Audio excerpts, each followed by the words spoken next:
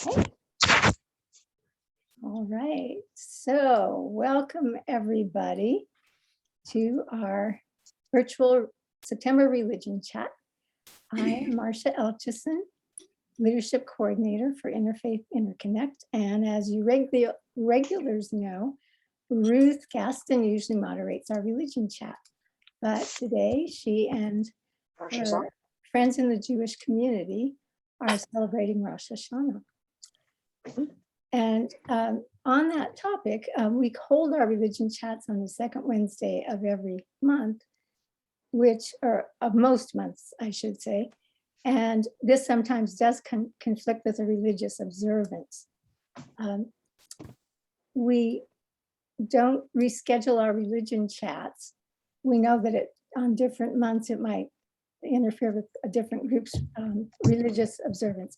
But we do, when we hold additional special events during the year, we always endeavor to avoid any such scheduling conflicts. We welcome your suggestions for topics for religion chat and for our special programs, and you can send them at any time by emailing us at interfaith.interconnect@gmail.com. And as is our custom, we'll begin today's program with Interfaith Interconnect's mission statement. It is to enrich, inform, and educate ourselves and others about the great diversity of faiths and cultures in our valley. Our topic today is, how does your faith approach health issues? In June, we heard speakers on this topic from Catholic and Hindu traditions. And today, our speakers, Caryl Shill from Church of Jesus Christ of Latter-day Saints, and Reverend Heather Hammer, Pastor Emerita at Asbury United Methodist, will be our presenters. And we've asked our speakers to allow a few minutes for questions after they present.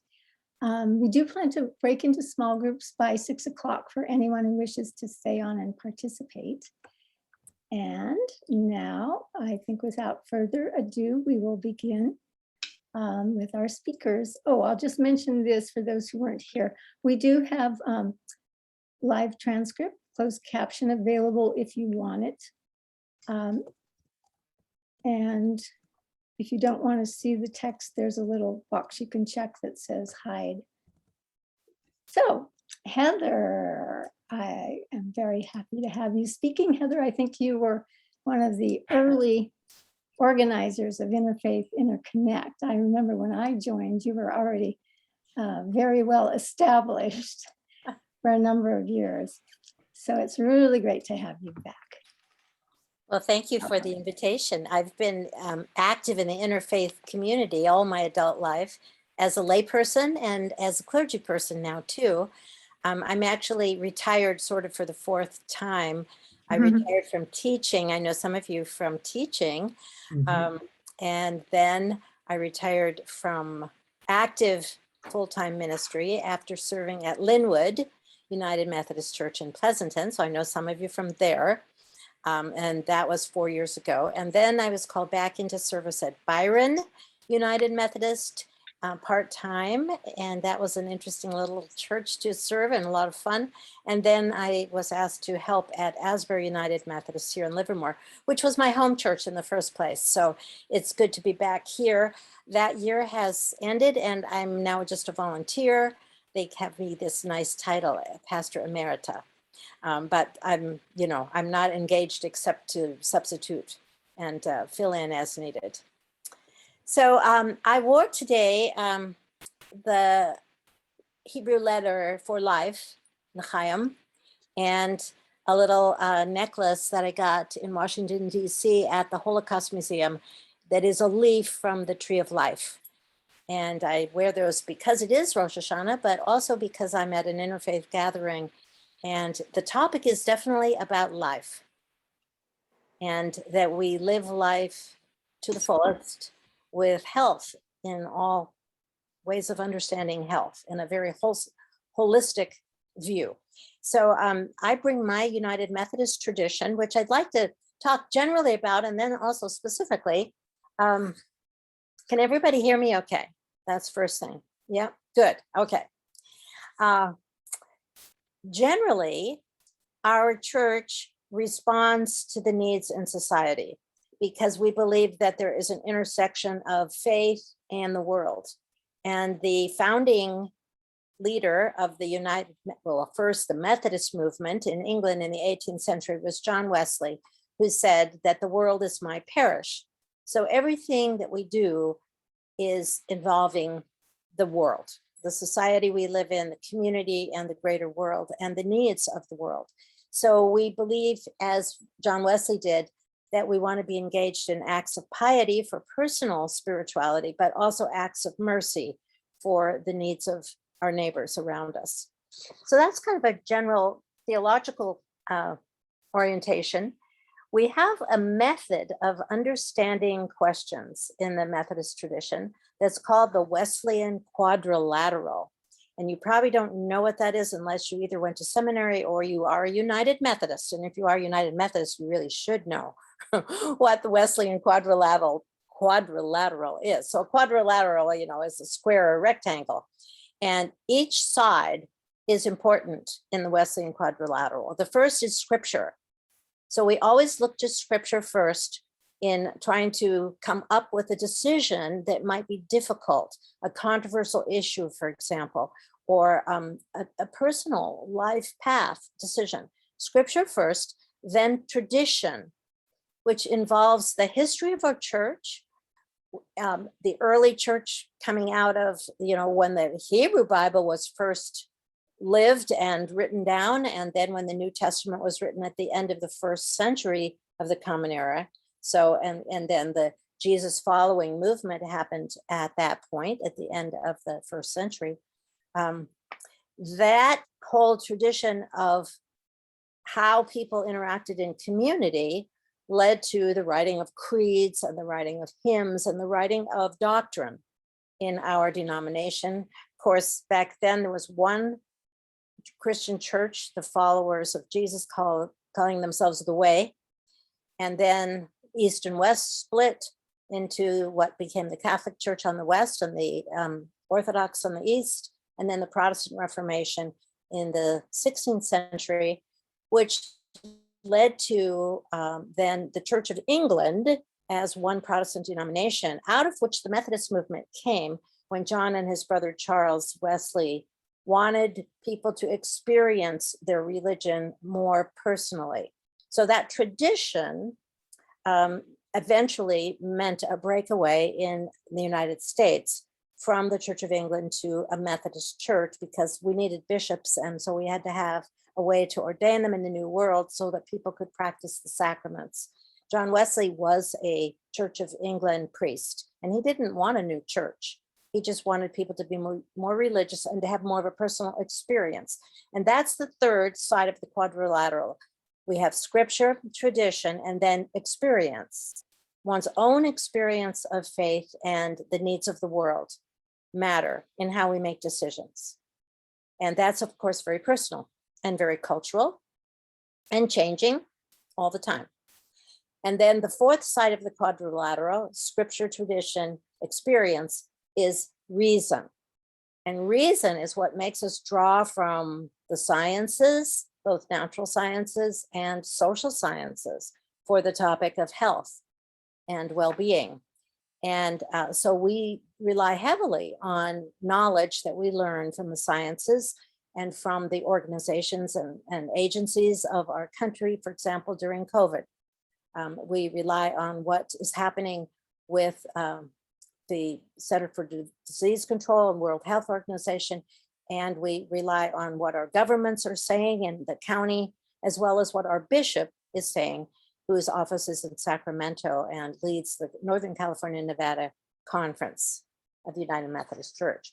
So our process is personal with that quadrilateral, and it's also corporal.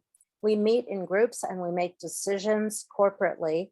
This is a very old denomination and a very structured one. We got the name Methodist, and there's a reason for that. We have a method for everything. And our method of making decisions about health and other social issues is to have a general conference every 4 years. And we elect delegates, both lay and clergy, who attend and make decisions about social principles, including health issues. And we should have met in 2020, but because of COVID, we didn't meet in person, and we couldn't meet this last year. And we hope to meet in 2022 because there are many questions on the table in our denomination right now regarding homosexuality, for example, is a big one. And our church may split in the years to come.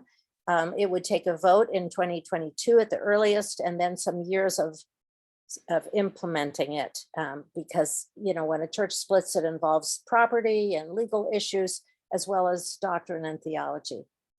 The social principles that we are going by today were agreed upon in the year 2012, and then they were readopted in 2016. We didn't meet in 2020, or they would have been readopted. And there's been a big committee working on them to update them such that what is true for our past and our tradition may need to be updated for today. And we do believe that ethics are situational, and that today's world determines some of these policies. The policies are not church law. They are called the Social Principles of the United Methodist Church, and it's a document, and you can read it online, Social Principles of the United Methodist Church. But it's quite interesting. And whenever I lead a membership class, I ask the members who are thinking of joining the church to read it, because if you don't like any of those social principles, you shouldn't be a member of this denomination. Pick another church, you know, or whatever. But you don't have to agree to them all. For example, I don't agree with them all. One of them that I do agree with is that war is incompatible with Christian teaching. However, look how many people go to war who are Christian. Look how many people serve in the military, you know. So that's an issue which very few United Methodists today agree with, that they would abide by that. Another one is that homosexuality is incompatible with Christian teaching. I disagree with that one. And I'm in a minority in the world church, a large growing minority of people trying to change that social principle such that it's not considered incompatible with Christian teaching to practice homosexuality. That's a hot issue, and we will talk that out at the next general conference. In this part of the country, the United Methodist Church is progressive and liberal on that subject and on many subjects. However, we are a worldwide church. It's different than the Presbyterian Church of the USA or the Episcopal Church of America. Those are American church denominations. Ours is international. And so we have a growing church in Africa, for example, where people are quite conservative on the issue of homosexuality. So there may be, we were outvoted the liberals were outvoted the last time, and we might be again, and there might be a split in the churches because of that. We don't know yet. But the policies of the social principles are helpful because they give you a guideline and you can discuss them. And if you don't agree with them, you can work for change within the church. So one of the basic social principles to do with our topic tonight is the right to health care. And this is what it says in our document. Health is a condition of physical, mental, social, and spiritual well-being. We believe it is a governmental responsibility to provide all citizens with health care. So that's a basic understanding of our denomination today. And you notice that health includes physical, mental, social, and spiritual well-being, and that it is considered a governmental responsibility to provide those. So you might hear a United Methodist pastor preach a sermon on accessible health care for all, because that would be true to these policies that we have. We are encouraged to be prophetic in preaching. However, we cannot be partisan. So we cannot speak in favor of a candidate from the pulpit. But for example, I've preached against the death penalty because one of our social principles opposes that. And I agree with it and feel that's important. So that's a general idea of healthcare. And then the specific might be something like organ transplants. And it tells you very detailed how we recommend people considering giving their organs to others in need. And I have attended an organ transplant church service once in the United Methodist Church, where papers were handed out and people were informed how they could choose to give their organs if they wished. So that's a specific example. Abortion is a hot issue right now, especially with the Texas decision. And I'll just read you what it says. Our belief in the sanctity of unborn human life makes us reluctant to approve abortion, but we are equally bound to respect the sacredness of the life and well-being of the mother and the unborn child. And then it goes on to talk about the tragic conflicts of the mother's life versus the child's life. Basically, we do not have a hard and fast rule, but we recommend honoring life in its fullest definition on the issue of abortion. Mental health has received a lot of attention during the COVID. It needs to be attended to because so many people are suffering from mental health. And in fact, mental illness is difficult for people to talk about. And we go along with the World Health Organization and have quoted their sentence to say that the World Health Organization defines mental health as a state of well-being in which the individual realizes his or her own abilities, can cope with the normal stresses of life, can work productively and fruitfully, and is able to make a contribution to his or her community. So that's what good mental health is. And we want to foster that. And we want to be able to talk about mental illness so that it is not stigmatized. And we have a lot of programs that foster mental health in our denomination. The attitude about suicide is important to me. It says in this document, a Christian perspective on suicide begins with an affirmation of faith that nothing, including suicide, separates us from the love of God. And that's taken from the book of Romans in the New Testament, from the writings of Paul. So we deplore the condemnation of people who commit suicide, and we consider unjust the stigma that so often falls on surviving family and friends.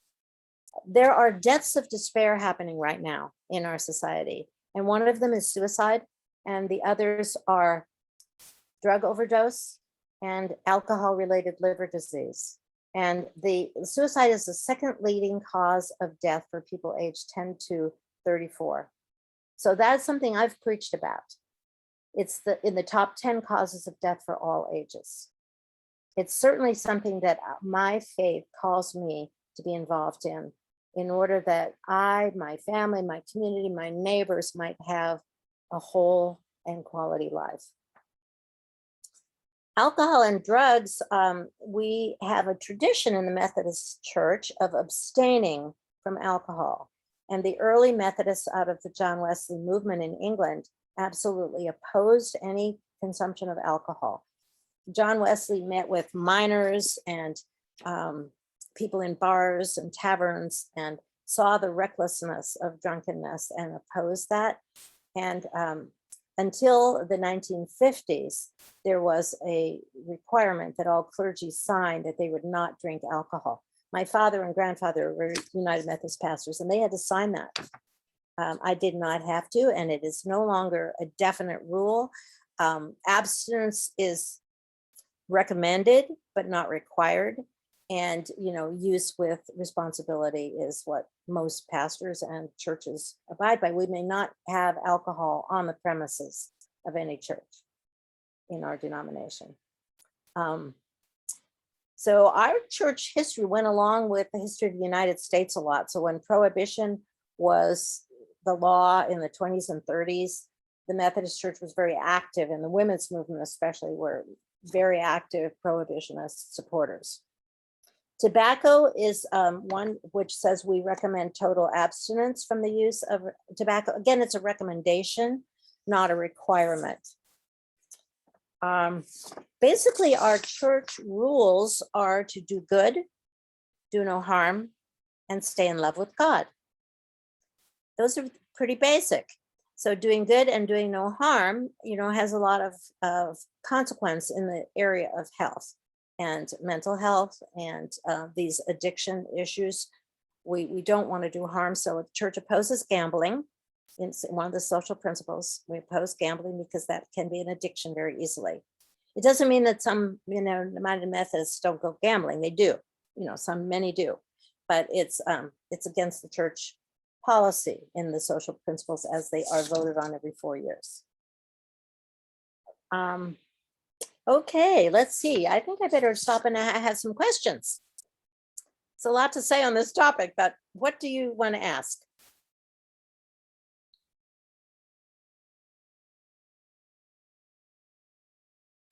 Yeah, Anne? Hi, thanks so much, Heather. As some of you may have noticed, I've posted in the chat that 3 of the Christian world leaders came out this week for effective climate action ahead of the COP World Global Summit on Climate. And I'm wondering if the Methodist community has a position on that, or if you have heard of any leadership, or perhaps does your congregation practice any sustainable measures or other things that can help mitigate climate and carbon? Thank you. Yeah, that's a great question. We're getting started in this area, I would say, as a denomination, as is our country. I led a weekly class on climate change this year at the Asbury Community Church. And there are webinars through our conference regularly on this topic. And we have solar panels at the Asbury United Methodist Church. And it's a pretty green campus, with recycling and that sort of thing. So it's certainly a direction we're moving in. Great, thank you so much. I'd love to connect with anyone at your church who's particularly interested in that, as well as your youth leaders, because as you may have all noticed, the youth are very invested in this issue. And with the latest IPCC report, their future is very precarious. So I believe that community of faith can give them that support and that, kind of solid grounding in feeling that they have, adults and institutions behind the actions and the aspirations that they have for a livable planet. So thanks so much, Heather. Okay, yeah, I'd be happy to connect you with someone at Asbury. Someone else? Yes, question? Jim? Oh, You need to unmute. you have to unmute yourself, Jim.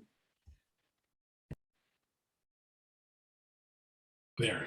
That's good. Okay. Does the Methodist Church have any specific rituals or prayers for a healing with regards to, parishioners who are sick or ill? Do they have a ministry to that?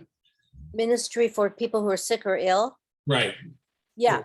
Yeah. Well, I was for a year, my title was Minister of Pastoral Care. And so we have visitation that pastors do, depending on how much time and other responsibilities they have. We also have lay ministry of Stephen ministry, which are trained listeners who have a lot of good training. And many of the other churches in the Valley have that also, I know. Mhm. And we have a congregational care team at Asbury United Methodist Church that Michelle's involved in, and I have been, which does friendly visiting of people who are shut in or who, in COVID especially, haven't had a good way to connect with one another. It's certainly important. Visiting the sick has always been a part of our church tradition. No, thanks. Thank you. Someone else? Uh. Jackie, you need to unmute.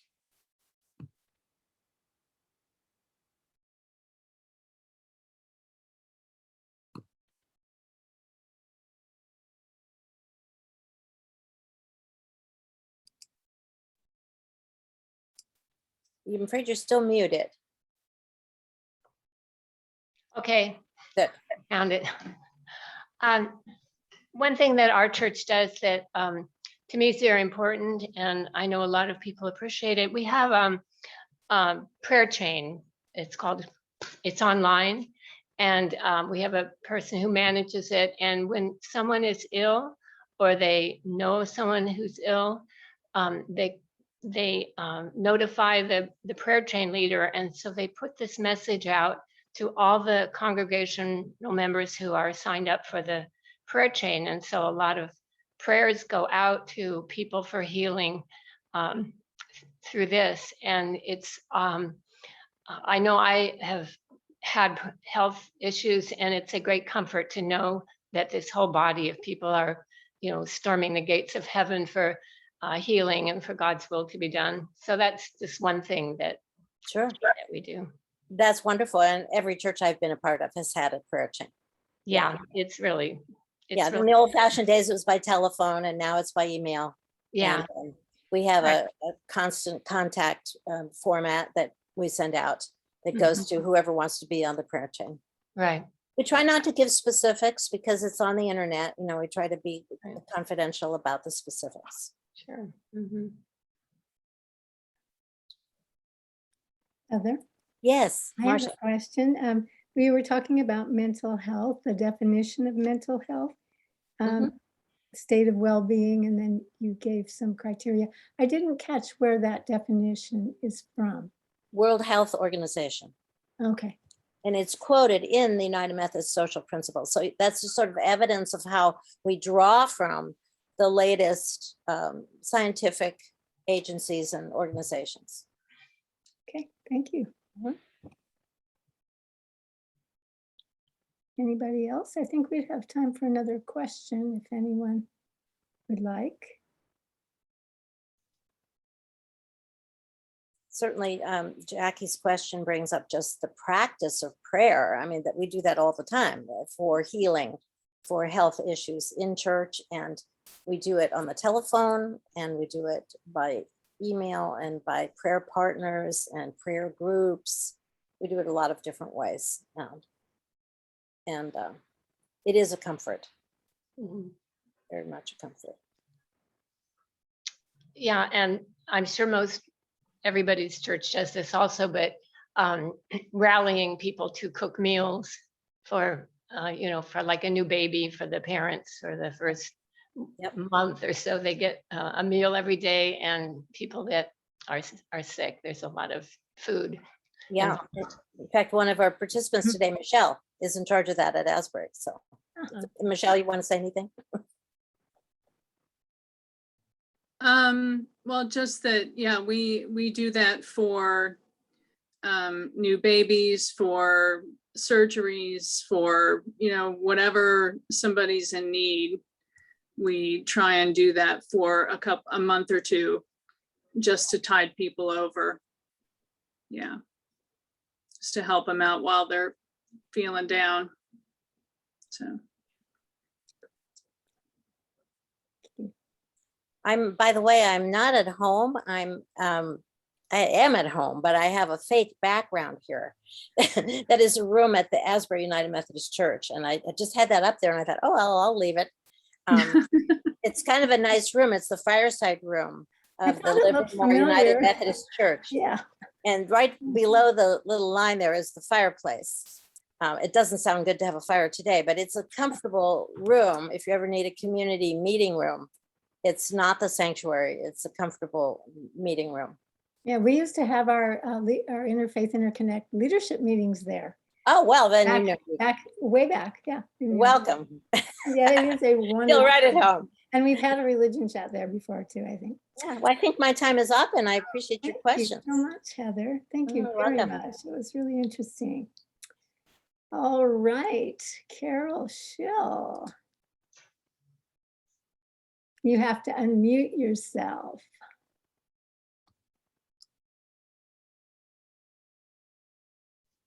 Okay. Hello, everybody. What a pleasure it is to be with you today. I've been involved with the Interfaith Interconnect for a while, and then with COVID and an email address that got hacked, I got off. Yeah, anyway, so I was not getting all the information about Interfaith Interconnect, and I'm so grateful that actually asked Terry King, like, so what's going on? And this is what happens, you get asked to speak. But it is a pleasure to be here today to talk to you about what we know in the Church of Jesus Christ of Latter-day Saints as the word of wisdom. Some of you may know or think, oh, you know, the members of the church, they can't do this, and they can't, you know, they can't drink coffee, and they can't drink tea, and they don't drink alcohol, and they don't smoke cigarettes or chew or vape or any of those things. So what I'd like to do is share with you a little bit of history about how the word of wisdom, what we know as the word of wisdom, came to be. And then also talk about mental health. I will be sharing a screen with you. Hopefully, that's my goal, is to be able to share my screen with you and actually go to the church's website where you can get more information about the word of wisdom or mental health. So let me start with the word of wisdom. I recently heard a joke of sorts about the word of wisdom, and it was going back to the ancient Israelites who were given dietary restrictions to protect them. And they were not allowed, one of the things was to have pork. So the joke was that, well, we may not get coffee and they did, but we get bacon. So that was kind of, I thought, oh, okay, I like that one. So one of the, as you may know, is partaking of coffee, and I mentioned some of the things. So a little bit of the history is when the prophet Joseph Smith was restoring the Church of Jesus Christ to the earth, he often went to the Lord and said, you know, he'd be reading the scriptures and say, oh, but what about baptism? And then he'd go to the Lord and say, you know, what should we be doing as we restore the gospel to the earth? What should we be doing about baptism? So the word of wisdom came about, and that a group of men met regularly. They would eat together, and then it was tradition in that time, in the early 1830s, that after they ate, they pulled out their pipes. After they had a good smoke and got a lot of smoke going in the air, they would have chew. And for those of you know anything about chewing tobacco, they would put it in their cheek or, you know, some other part of their mouth. And then when the juices, I don't know much about this, but when the juices were gone, they would then hopefully hit the spittoon, or sometimes it would just go on the floor. Well, Joseph Smith was kind of, you know, thinking about this cloud of smoke when all these men in the smaller room met together. And then his wife, Emma, was like, she had to clean up after this. So she went to him and said, okay, you know, we need to think about this, or, you know, I'm tired of cleaning this floor. And so Joseph Smith went to the Lord and said, okay, what do we do about this? And then the Doctrine and Covenants is where it was in 1833 that it came to Joseph Smith through revelation from the Lord, that the word of wisdom and what not to do. And one of the things that I really love about this, and Heather talked about this a little bit, is that everything that we do, and this is kind of seems like a temporal law, a physical law, but everything that we do is also spiritual, and that we are connected. Our bodies are connected to our spirits, and that is such an important part of who we are, is the spiritual part. One part of this, and I'll just, you know, briefly read this. So it says, this is in Doctrine and Covenants, which is the compilation of scripture and revelation that Joseph Smith received as he was restoring the church. And it says, given for a principle with a promise, adapted to the capacity of the weak and the weakest of all saints, who can be called saints. So meaning, not everybody who partakes of alcohol is going to become an alcoholic, so to speak. And so, but yet we love our brothers and our sisters enough to say, you know, we're going to abstain from alcohol and from tobacco, and for everybody's sake. for everybody's sake. And we know that now as we look at individuals who might be addicted to drugs or alcohol, how devastating that can be in a family and destructive. In the time period of the United States, there was a problem with the use of whiskey. And men, women, and children actually partook of whiskey because it was probably or what was deemed healthier than drinking bad water. So it was all kind of coming to be, and I'm going to show you a website. Oh, and by the way, and as I said, this is a commandment with a promise. And I think that's also the beauty of this is that, let me find it. I should have had this open right to it.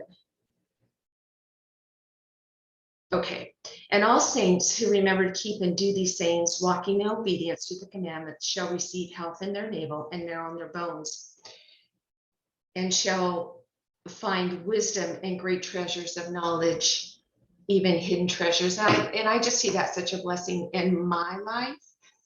Now, there are some do's, and that's definitely part of this important concept of the do's, and that is, one is to eat meat sparingly and fruits and vegetables and grains. So that's kind of the basic of the word of wisdom. And if you go to the Church of Jesus Christ of Latter-day Saints, and at this point, let me see where I can share my screen. I'm hoping I can see it. There we go. I will just share with you. Can you see that? Give me a thumbs up if you can see the Church of Jesus Christ of Latter-day Saints. Okay. What I'm trying to get to is now I can't see. Okay, so if you go to Church of Jesus Christ of Latter-day Saints, in the upper right-hand corner, you can actually see I'm trying to shrink my picture and I can't do it right now. You can actually see where there's a little micro, what are those things called, where you can type in word of wisdom and that information will pop up. Let me go to another screen because my time is running out pretty quick and I want to give you time to share and ask questions. So, so I'm going to segue from the word of wisdom and then talk about mental health, which is something else that we were asked to talk about today. And I love what Heather had to say, that this is a, it's been more of a growing concern, mental health. I work at Livermore High School. The kids have really been suffering, but it's definitely mental health is something that's been going on for probably decades. We just didn't talk about it. There was such a stigma attached to that mental health. Going again to the Church of Jesus Christ of Latter-day Saints, I actually pulled up the mental health website. And it is such a great website with so many different little vignettes, so to speak, where you can get more information about mental health and how members of the church can get additional help if they're going through mental health issues or trying to decide, okay, is this a temporary thing or is this long term? We definitely are open about trying to gain a better understanding and acceptance of people who have mental health issues. Myself, I had a great grandmother who committed suicide. It was not talked about. It was actually when I was doing family history and I saw her death certificate, was like, whoa, this is real and we need to talk about it. What I wanted to share with you, what I really gained from this, I just started going through some of these different little information pieces, and it says, how can I better understand what to avoid saying or doing? And I thought, my goodness, this is such a great place for me to be able to be prepared to talk to somebody about their mental health. And it even lists things not to say. And things like, and you can read this, it's part of God's plan. Well, that's certainly not helpful to somebody. And it just goes it goes on, and it's things that I personally gleaned from as I was preparing for this presentation, so that I'm more aware of things to say and not to say. So at this point, there was one more about the pandemic. I will stop sharing right now. And the pandemic. So our prophet, President Russell M. Nelson, he came out and he himself chose to get vaccinated, and he's encouraging members to do that, but it's still people's personal agency, whether they choose or not. We've been asked to go by the law of the land as far as, you know, are masks required or not required. It's difficult because, you know, some places you go, I can be in Orange County. I was in Orange County for 3 weeks, no mask. Then I came home, I was like, what do you mean I gotta wear a mask again? So those are just some of the things that we get information on. And then going back to this idea of agency, members of the Church of Jesus Christ of Latter-day Saints have their agency. So they can choose to drink alcohol. They can choose to smoke cigarettes. That's a choice. It would limit their ability to go into the temple. And that is one of the questions that is asked when one wants to go to the temple and learn more about Jesus Christ and our Heavenly Father and our eternal plan of happiness. But that's up to individuals. So I guess I'm done with the formal presentation, and I would love to take your questions. Now, I think I'm gonna have to open this up really big so I can see everybody. There we go. I think I see everybody in case you raise your hand and ask a question.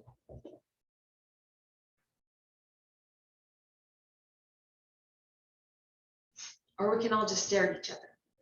No. And if you can see somebody that's asking a question, let me know, Marcia. I wondered if you have special prayers or special service, maybe for somebody who is suffering from a serious illness like cancer, or even a mental health illness like schizophrenia. So absolutely, we actually have a program similar to what Heather and Melissa were sharing. We have what's called ministering, and each ward or congregation, we're asked to go minister to people.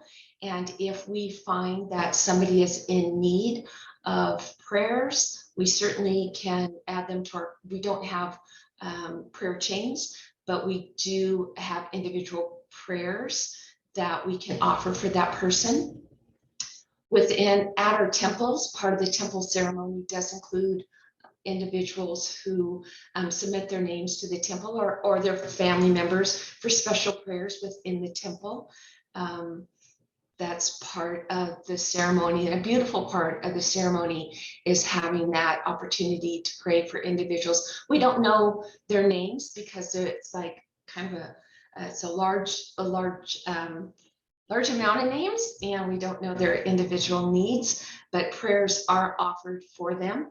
We also believe and know the healing power of Jesus Christ and our Heavenly Father.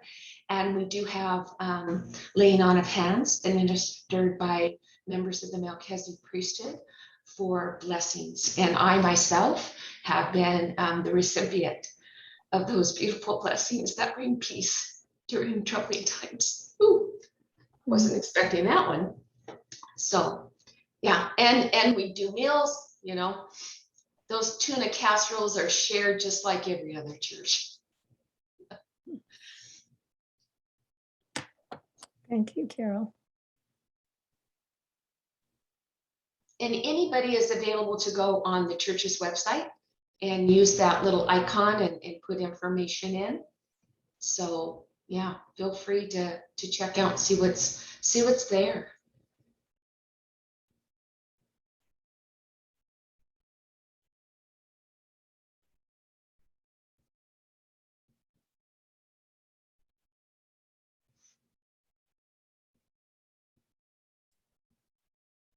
Anybody else?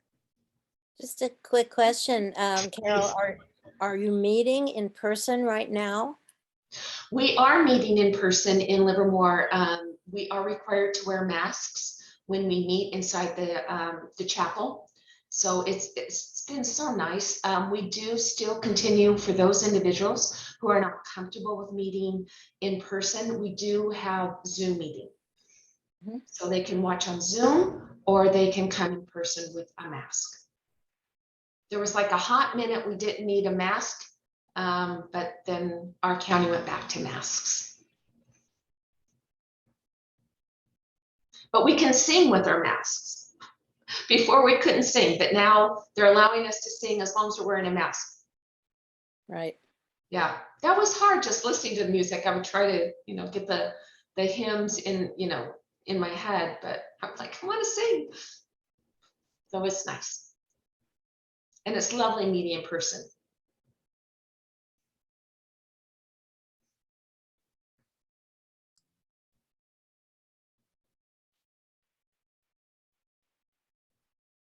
I don't want to hog all the questions, but Please. did someone else have their hand up that I missed?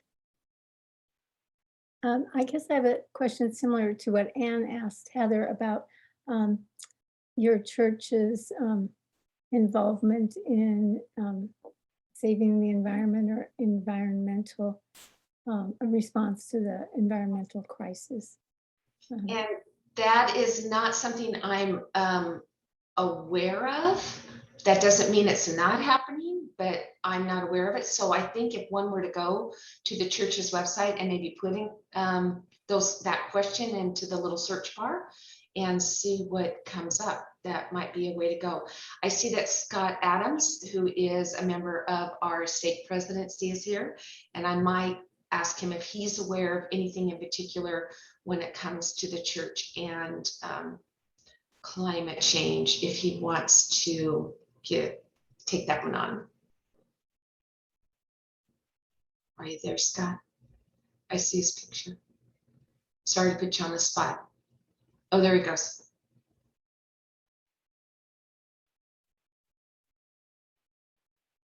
Scott, I can't hear you if it looks like you're unmuted.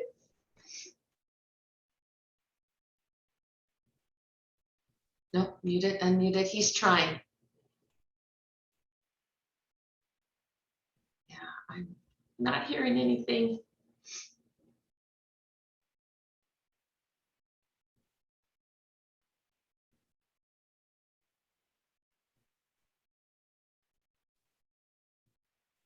Oh, Marcia, are you muted? Looks like Marcia might be muted. Okay. There we go. Okay, yeah, unmuted. Scott, it looks like you, oh, wait a minute. Looks like you're unmuted, but we can't hear you. Oh, darn. You So have a microphone? I guess maybe in the future, when we actually are talking about that might be an opportunity for whomever's going to speak from our church to be able to research that a bit. Yeah. Yeah. It's related, but it's kind of a side topic in a way. Yeah. To what we're talking about today. Okay. Any other questions? We're doing very well on time, which is not like us.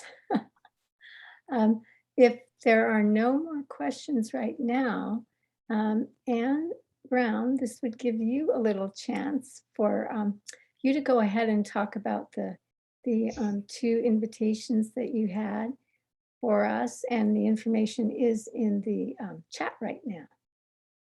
So Anne, would you like to do that?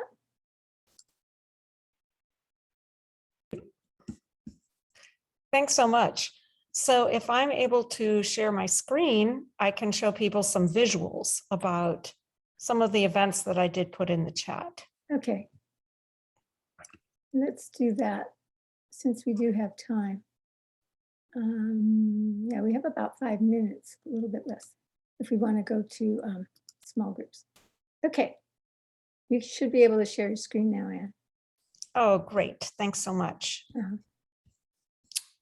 So I guess the thing that I'm going to highlight is one, there's an event this Friday.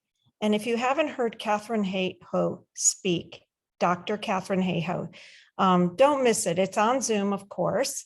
There's a link in the chat for an Eventbrite. It's a free event hosted by the Renaissance Society at Cal State Sacramento. So Catherine Hayhoe came to my attention as a climate scientist, but also a faith leader. And I think you'll find her two positions really interesting. And of course, we're getting a lot of information right now about the climate crisis, and she will probably speak to some of that new information. So highly recommend that this Friday morning. All right, I'm going to go to my. I had that down at 3 o'clock. Did I have that wrong? Oh, yes, you're right, 3 o'clock. Okay. Okay. Thank you so much. Yeah. Okay, so I'm going to find my page. I know it's annoying, but this is the, can you see my screen?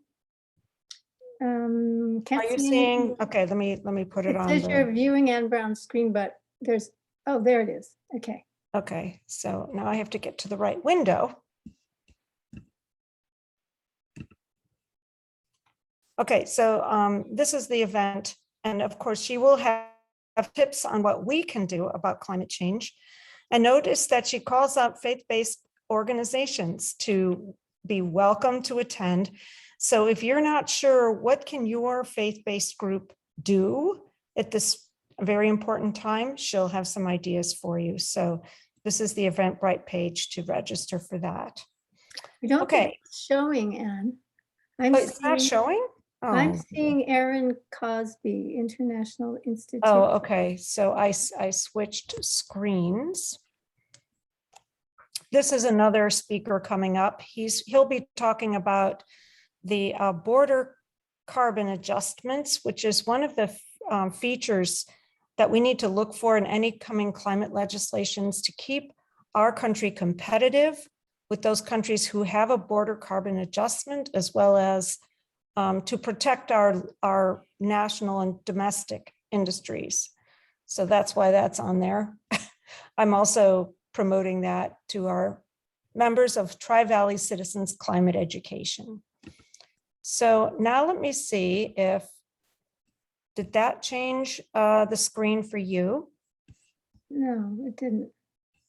Okay. It looked like you clicked on the right thing, but it didn't change the screen. I think you have to do that before you share the screen. Yeah, okay, so I'm going to stop my share. Yeah, I think so. Open it and then do share screen. And I know I'm probably eating up my minutes here. Okay. Now, hopefully. Are you seeing Erin Cosby again? No. No, Catherine Hayhoe. Oh, you are. That's interesting because I'm seeing Erin. All right, I'll just go back. All right, so that was what I was mentioning about Catherine. And let me find the Faiths for Climate Justice event has all kinds of tools like this, graphics and video and so forth. But what it is will be a global event, which is really cool because then you can connect with people from all over the world. Oh, these are some of the links I put up. I'm sorry, I wasn't prepared. Yeah, well, I didn't think we'd have time for you to do this. Yeah, so the Green Faith is a global faith-based organization. And I'm just going to go to their website instead of trying to go back and find it. Are you seeing the Green Faith website now? Yes. Okay, so some of you may remember I've talked about forming a Green Faith circle here in the Tri-Valley. Haven't gotten too far with that, but meanwhile, there's still things we can do. So Faiths for Climate Justice is this multi-religious action event coming right before the COP26 summit, which is a global summit to take place at the end of October. And there isn't a whole lot of information here, but you can go to these links and you can host an action. So someone named Kelly M. has hosted an action in Pleasanton on October 17th at 10 a.m. I've sent her an email. I've registered for the event, and I've sent her an email to find out where it's going to be and what will the action be, but I haven't heard back yet. So as soon as I find out more from Kelly, I will be happy to send the information to Marcia, and then maybe it can be posted on the Facebook page, or we can make a link to the Interfaith Facebook page. But it's really wonderful to join with people from all over the world on all different faiths on calling for climate justice. And what that word means, that climate justice, that phrase, is that people who are low income, do not have traditional sources of power. Many of them don't have enough to eat, don't have any energy, etc. The most vulnerable people in the world are also the ones that are suffering the most from the climate crisis, the hurricanes, the wildfires, the extreme heat events. So in calling for climate justice, we're calling for the wealthy countries of the world to do their part to make the global planetary climate solutions equitable, so that everybody in the world will benefit from these solutions, not just people in the richest countries. So this is a really interesting event. The way I found out about Green Faith was through their previous global event, which was in March. And I was really excited to meet people from all over, especially from Africa. How often do we get to speak with faith leaders from Africa, and about any topic, but about this topic where they are in the hot seat, so to speak, in Africa? They're suffering drought, water shortages, and extreme weather events. So it was really impactful for me personally. And you have So that thank you. information in the chat as well, I think. Yes, Yes. Okay. Thank you so much, Anne. you bet. I have a couple of announcements from Interfaith Interconnect, so I can't pass up this opportunity. Our next religion chat will be October 13th via Zoom, and the topic and speakers are to be determined. But coming up sooner than that, in place of our traditional Peace Day picnic, potluck picnic, we this year are going to have our first in-person interfaith event since early March of 2020. It will be Saturday, September 18th from 3:30 to 5, an ice cream social, and it will be, again, to observe UN World Day of Peace, which occurs every year on September 21st. So we're actually a little bit ahead of the date for our celebration. And this will be in the courtyard at First Presbyterian Church. We will require everyone to wear masks. There'll be a short formal program, and then mainly we're just going to give people an opportunity to converse with one another, interact with one another, discuss ideas about how we can be more peaceable in our daily lives and make an impact on the world. So we will be sending information out about that through our regular email, and also it will be on our Facebook. So at this time, we don't have a real big group here, but I just wanted to check and see how many people would want to stay and break into small groups today. And if people want to do that, then I'll ask the others who don't want to exit, so I know how many people need to go in small groups. Javiera? Yes? Heather? And okay, so I'll just say, if you don't want to be in a small group, you can leave. Thank you, everybody, for coming. I am going to stop recording.